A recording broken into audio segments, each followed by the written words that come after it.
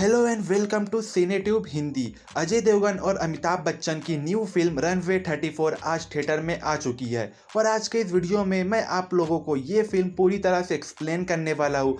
आप लोगों को बता दूँ कि ये एक कोर्ट ड्रामा फिल्म है, इसलिए आप लोग वीडियो को गौर से सुनिएगा और एंड तक ज़रूर बने रहिएगा।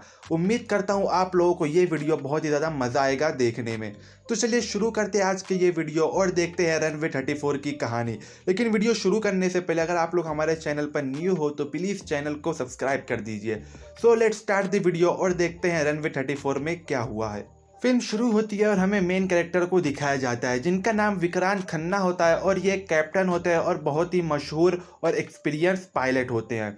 इनकी एक वाइफ होती है और साथ में एक छोटी बेटी भी होती है। विक्रांत दुबई के एक होटल में रुके हुए होते हैं क्योंकि दुबई से कोची उनकी फ्लाइट आने वाली होती है और उसी रात उनके दोस्त का फ़ोन आता है और उनका दोस्त कहता है कि वो दुबई में आया है, इसलिए वो विक्रांत से मिलना चाहता है। फिर हम देखते हैं कि विक्रांत क्लब में जाता है अपने दोस्त से मिलने के लिए।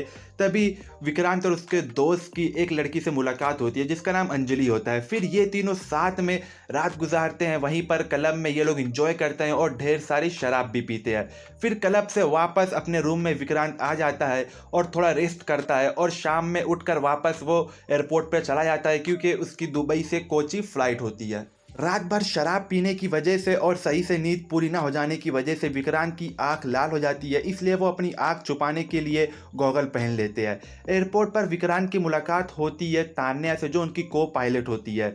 फिर बाद में सारा इंस्ट्रक्शन लेके ये लोग अपने प्लेन में जाकर बैठ जाते हैं और प्लेन में पैसेंजर्स में हम देखते हैं कि तरह तरह के पैसेंजर्स होते हैं। इसी के बीच में कैरी मिनाटी भी होती है। इस फिल्म में कैरी मिनाटी का भी एक छोटा सा रोल है और पैसेंजर्स में अलग अलग तरह के लोग होते हैं और साथ में एक ओल्ड लेडी भी होती है जो बहुत ही ज़्यादा घबराई हुई होती है, जिनकी तबीयत बहुत ही ज़्यादा ख़राब भी होती है।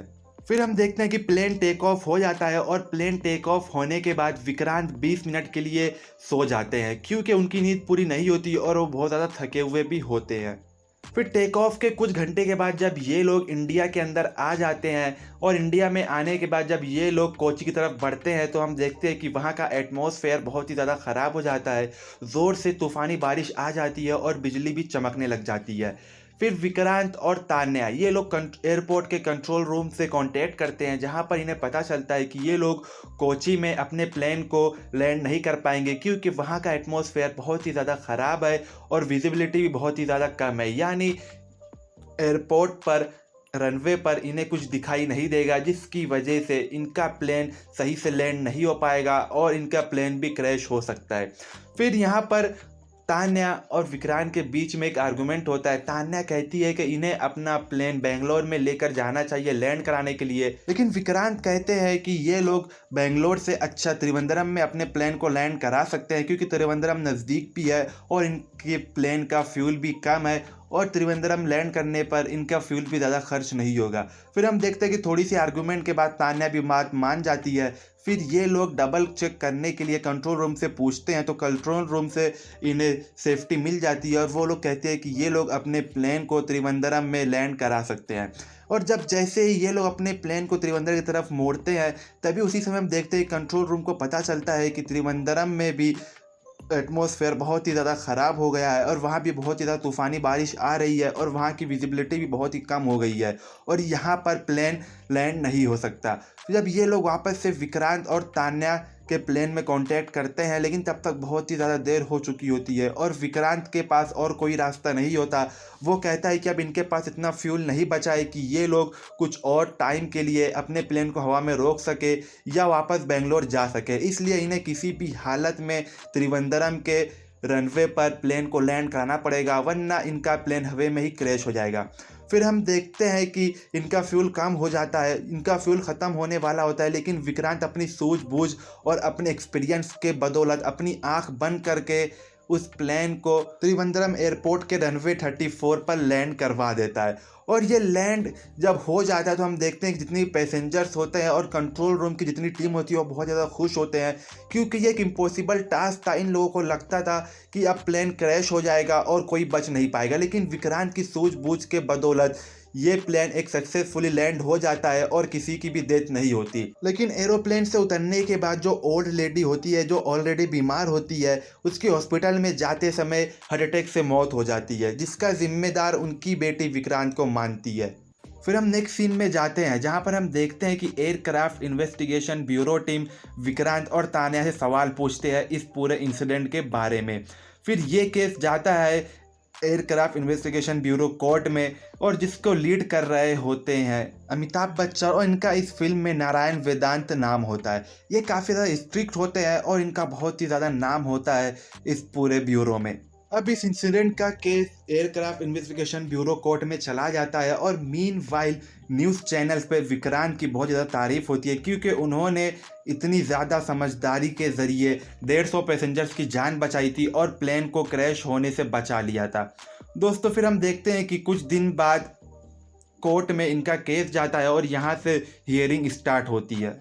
फिर कोर्ट की कार्रवाई शुरू होती है और हम देखते हैं कि नारायण वेदांत इस पूरे इंसिडेंट का जिम्मेदार विक्रांत को मानते हैं और कहते हैं कि ये एक बहुत ही बड़े लापरवाह पायलट हैं जो प्लेन टेक ऑफ होते ही 20 मिनट के लिए सो गए हैं। ऐसा कौन करता है? और साथ में ये भी आरोप लगाते हैं कि इन्होंने अपने जहाज़ के अंदर शराब भी पिया है, लेकिन इस शराब वाले इल्ज़ाम को विक्रांत खारिज कर देते हैं। नारायण वेदांत जब शराब पीने का आरोप लगाते हैं विक्रांत के ऊपर तो उसे साबित करने के लिए वो इस मशीन में फूंकने के लिए कहते हैं, लेकिन बाद में पता चल जाता है कि मशीन ख़राब हो गई है, इसलिए इस मशीन के ज़रिए कोई क्लियर रिजल्ट नहीं मिलेगा कि विक्रांत ने जहाज़ के अंदर शराब पी थी या नहीं पी थी। फिर नारायण वेदांत के पास और कोई रास्ता नहीं होता, वो कहते हैं कि हम विक्रांत के ऊपर लाई डिटेक्टिंग टेस्ट करवा सकते हैं जिससे हमें पता चल जाए कि इन्होंने शराब पी थी या नहीं पी थी। फिर बाद में हम देखते हैं कि मशीन लेकर आई जाती है जिस मशीन के ज़रिए हमें पता चलता है कि इंसान झूठ बोल रहा है या सच बोल रहा है। फिर इस मशीन के ज़रिए नारायण वेदांत विक्रांत से सवाल पूछते हैं क्या उन्होंने जहाज़ में शराब पी थी या नहीं पी थी। तो इसके जवाब में विक्रांत कहते हैं कि उन्होंने जहाज़ के अंदर कोई भी शराब नहीं पी थी। फिर हम देखते हैं कि लाइव डिटेक्टिव मशीन भी विक्रांत के इस जवाब को सच साबित कर देती, यानी जहाज़ में विक्रांत ने कोई भी शराब नहीं पी थी। शराब वाले आरोप से तो बच जाते हैं, लेकिन नारायण वेदांत उनके ऊपर और आरोप लगाते हैं। वो कहते हैं कि ये एक लापरवाह पायलट है, ये सो भी जाते हैं और जब इन्हें कहा गया था कि बेंगलोर जा सकते हैं तो ये बेंगलोर क्यों नहीं गए, ये क्यों त्रिवेंद्रम में इन्होंने अपने जहाज़ को लैंड करवाया। और ये अपने को पायलट से बहस भी कर रहे थे। इनकी को पायलट ने कहा था कि ये लोग बेंगलोर जाकर अपने प्लेन को लैंड करवा सकते हैं, लेकिन इन्होंने बेंगलोर नहीं चुना, इन्होंने त्रिवेंद्रम में चुना अपने जहाज़ को लैंड करवाने के लिए, जबकि वहाँ का मौसम बहुत ख़राब था। इसके जवाब में विक्रांत कहते हैं कि इन्हें कंट्रोल रूम से ऐसी कोई सूचना नहीं मिली थी कि त्रिवेंद्रम का एटमॉस्फेयर और माहौल बहुत ख़राब है, इसलिए इन्होंने फैसला लिया था त्रिवेंद्रम में अपने प्लेन को लैंड करवाने का। फिर दोस्तों यहाँ पर डे 1 की हेयरिंग ख़त्म हो जाती है। फिर हम देखते हैं कि नेक्स्ट डे आता है और नेक्स्ट डे की हेयरिंग में नारायण वेदांत तान्या से सवाल पूछते हैं। सवाल पूछते पूछते नारायण वेदांत तान्या को बहुत ही ज़्यादा प्रेशर करते हैं और प्रेशर में आकर तान्या कुछ कह देती है जिसकी वजह से विक्रांत की मुसीबत और भी ज़्यादा बढ़ जाती है। तान्या नारायण वेदांत के सवालों के प्रेशर में आकर गलती से बता देती है कि विक्रांत जब जहाज़ में आए थे तो उनकी आंख लाल थी, यानी उनकी नींद पूरी नहीं हुई थी और शायद उन्होंने शराब भी पी थी। और तान्या गलती से ये भी बता देती है कि विक्रांत ने रनवे 34 पर प्लेन को लैंड कराते समय अपनी आंखें बंद कर ली थी। दोस्तों ये बात सुनकर नारायण वेदांत को बहुत ही ज़्यादा गुस्सा आ जाता है और वो जूरी और जज से कहते हैं कि कौन सा पायलट अपने पैसेंजर की जान को अपने हाथों में लेकर एक प्लेन को आंख बंद करके लैंड करवाता है। फिर इसके बाद हम देखते हैं कि नारायण वेदांत कोर्ट में अंजलि को बुलाते हैं। दोस्तों अंजलि वही होती है जिसे हमने फिल्म की शुरुआत में देखा था, जिसके साथ विक्रांत ने क्लब में दारू पी थी।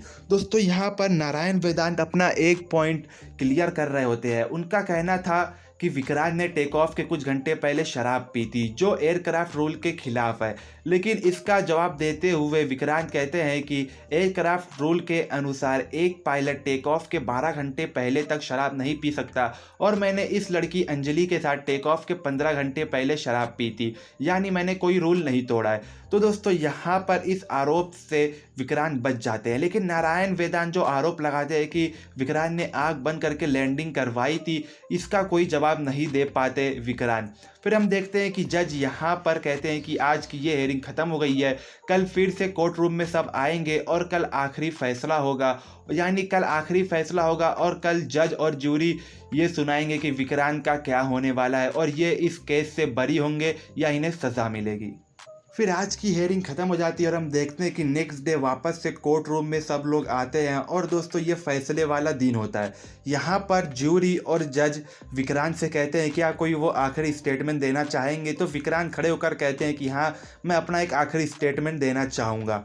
फिर विक्रांत खड़े होते हैं और वो अपनी बात रखते हैं। वो कहते हैं कि जब भी कुछ होता है, जब भी कोई प्लेन क्रैश होता है, हमेशा पायलट पर ही की उंगली उठाई जाती है।